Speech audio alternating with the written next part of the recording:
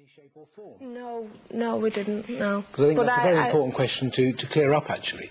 Because, as we said before, if you dabble in anything to do with the occult, you can be playing with fire. And I'm not saying you did that at all. No, I wouldn't. Well, I hope you wouldn't, and I hope most people wouldn't. I have always been a believer in spirits, though. I have always been a believer, but my other half hasn't. But you did nothing to conjure up the spirit? You did nothing to bring it there? He was there, and we were both scared. We were both absolutely petrified, you know, which is understandable for what we went through.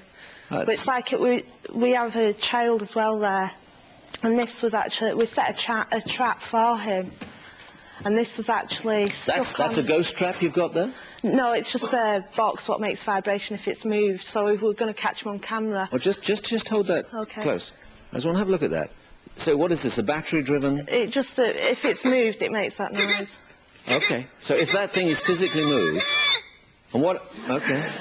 So it's a child's toy or something, is it? Well, it's one of them things where... Okay, so you left this in the room where it got cold and where you felt the ghost was? Yeah, all the coldness was... Even when the heating was on full blast, that room was freezing. What about this little squawk box, then? What did that do? Right, this, we put it on the top of a surface. It's got a sticky thing at the bottom of it. So when you actually it can't move down, involuntarily? No. No, okay. No, it actually picked up and threw across the room. It was thrown across the room? And me and my other half were at the other end of the room at the time, you know. Nobody else was in the room? No. Well, what did you do when that happened? I can't say it on live TV, but I panicked. Really did? Yeah, I panicked. You left, I mean, you got out of the house? Oh, yeah, well, we were informed to get out of the house anyway because... what about your husband? I mean, did he run too, or did he... Well, yeah, he was more scared than me. I'd just like to ask George, is it George? It is, yes. Yeah, what makes you so obsessed with the occult? I mean, these people... No, I'm not obsessed with it at all. Well, it seems to me like you're quite obsessed with dabbling in the occult. Well, that's because people are asking questions on a specific topic. I'm not obsessed with the occult at all. But I do recognise that we're living in a generation where more and more people are getting intrigued by this sort of things. As people move away from knowing and loving God, they're getting more and more drawn to strange religions, New Age things, and occultism, etc., etc. George, well, how would you... dangerous indeed. How would you identify that apparition? How would you classify it that's been described? Well, obviously I want to accept all that Michelle has said. Does it have a name, that sort of thing? Well, what I would want to say is that it could be the case that there is an evil presence in the place.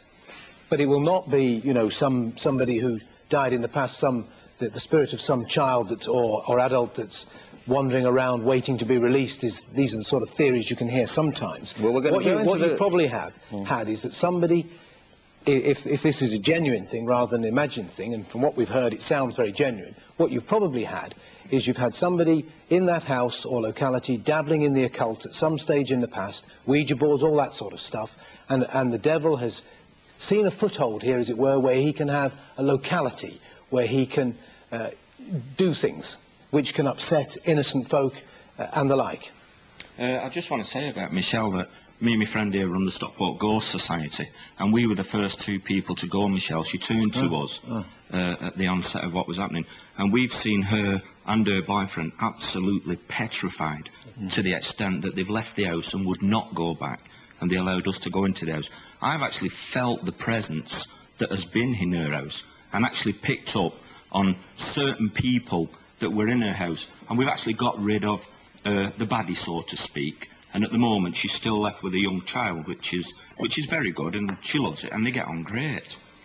Because George, you definitely believe in the devil. So does that mean that you believe in the power of the occult? There is a devil, yes. Okay. Do you believe? I mean, is this a person with horns and a tail? No, certainly not. Okay. But the power of the occult is there, and it's with us every day.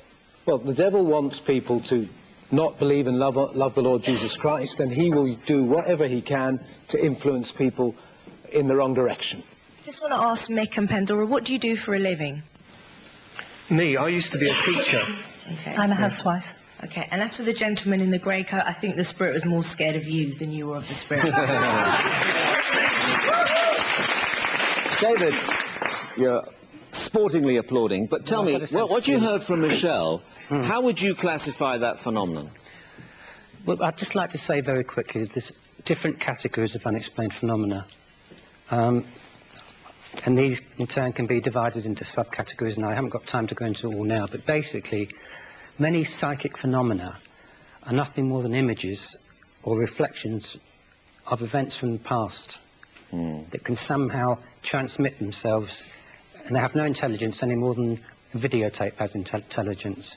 There's another category of unexplained phenomena, which you can call the poltergeist, whereby you have light bulbs fading, light bulbs exploding, objects moving, doors opening and shutting, objects being held around the room.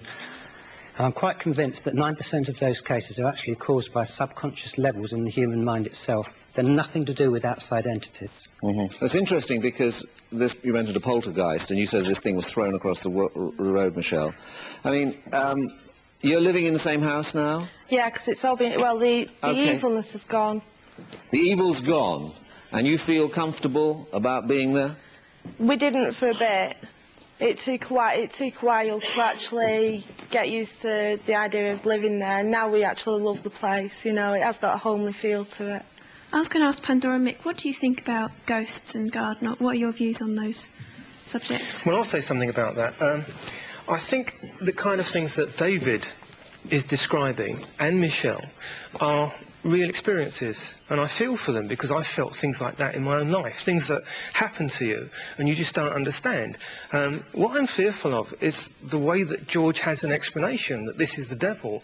I feel a lot of what I'm about, I feel a lot of what David Farrant is about, is actually challenging all these obvious notions and obvious explanations, and I really feel that George is a part of a show that is becoming less and less relevant. Well, let's throw a little bit more light into these dark corners. Let us meet the medium who had to exorcise Michelle's ghost and get it out of her house. Welcome to the show, Helen.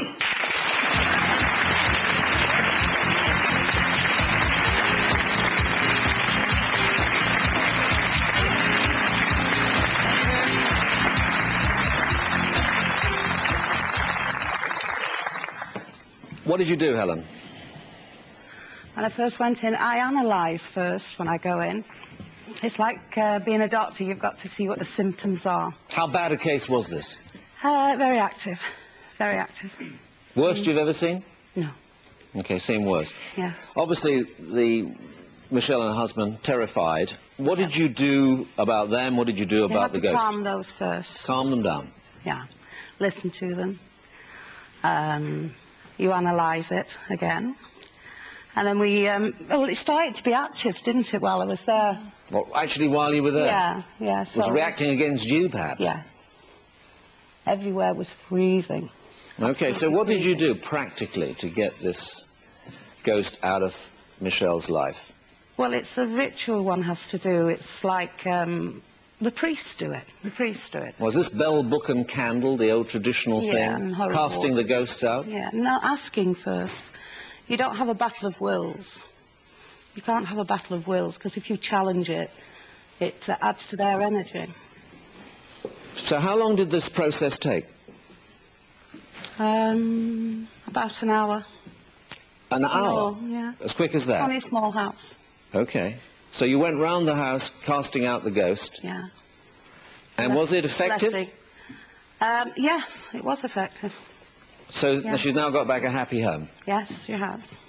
Yeah, we've all seen horror movies like Poltergeist and all those kind of films.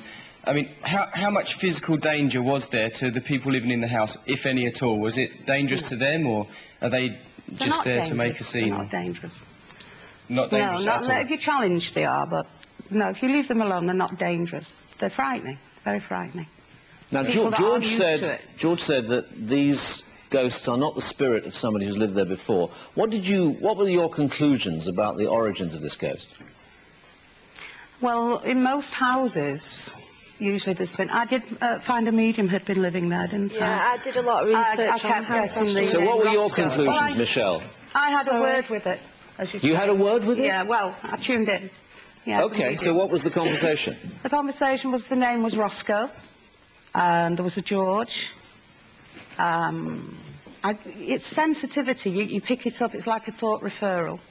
So you did some research and you had a conversation with this... No, I didn't do any research. That was done afterwards. I did the research afterwards. Okay, Michelle, what was your guess or belief? Well, and I have always believed in spirits, but it was just the fact that it was happening to me. I thought I better go and check this out, you know. So what identity of the ghost did you come up with? Sorry? Who was the ghost? Did you find out who it was? Yes, it was Harry Birchall and Henry Birchall and also George. Now, I actually went to... Who was he? They actually owned the house. George was the child. And I actually researched, and there was a Henry and a Harry Birchall. And it's 1910. Had you just had an interest, my own personal interest, had you recently had any renovation work done there? Actually, we just started knocking down the chimney breast. That's exactly that. Yeah, and that's when it started off. Yeah, yes, because you find that very old buildings often can actually harbour psychic energy in the stone. If that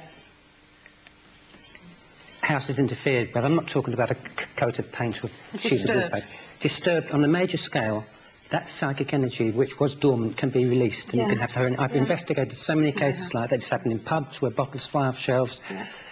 Virtually every time you find something like that, there's been some disturbance to the house itself. George, do you accept that? Well, I think it was very interesting. I want to go back to the next point I think that was made, that a medium had lived there. Is what you said, was it not? That's what the connection research for. Yes. I told her that there'd been a medium stayed there. Yes, well, that doesn't surprise me, you see. No. Because normally it is Ouija board or mediums or something like that. That's right, which lies behind the occultic presence. So I don't want to actually say that it's all tied up in psychic energy like David. I think that's a bit more fanciful. I think I've kept quiet for long enough on that. I mean, I agree with you that dabbling in the occult, black magic, can be very dangerous, because what you do is... any form of the occult, David, not just... We'll come back to that from word. Astrology right the way through to Satanism. Well, I'm using the word occult in the word you're taking, which means black magic, Satanism. No, I'm using it all to do with the pit. From the stars in the newspaper right the way through to out-and-out witchcraft. Well, point one is, I don't even accept the existence of the devil, and yet I believe in God. Now, if you can figure that out... Well, no, I can't figure that out, because if you believe in God, God has revealed... It strikes me that you've got more points of agreement, actually, than disagreement. You're saying that this house probably was lived in by a man and his son, and they had been experimenting with the occult in the early years of the century. And David is saying, because you started to interfere with it, that released these spirits, and they were the ones that were troubling you. Helen came in and got rid of them. And George actually isn't too far from agreeing with that. Well, yes, we're agreeing in certain areas, but not in every area. OK, thank you. Okay, I just want to ask, is it very lucrative getting rid of ghosts and all that, because I'm considering a change of career? Helen, is it a money-making thing? I don't charge any money at all. What about Peter Cushing? David, do you make money out of your interest in the occult? Is it a profession? Well, I'm the president of the Highgate Vampire Society, and members have to pay, obviously, because, I mean, somebody has to pay for the literature, the hiring of stuff. So that keeps you? Yes, of course. OK. Can I just ask you something, because we know about... There was the story by Bram Stoker, who was apparently a very innocent Victorian man who lived quietly in Chelsea, wrote about Count Dracula. We all know that the things that vampires don't like are the sign of the cross, sunlight, and garlic. Thank you. Garlic. I mean, are you, David, frightened of any of those things? Well, I love garlic, put it like that.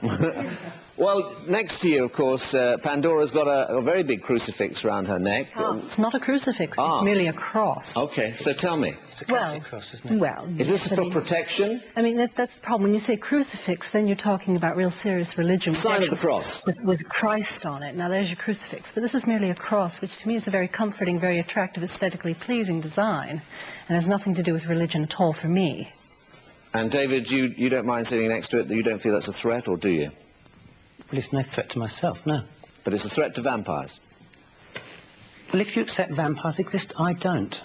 OK, thank you very much indeed. Coming up in part 3, a Ghostbuster who might...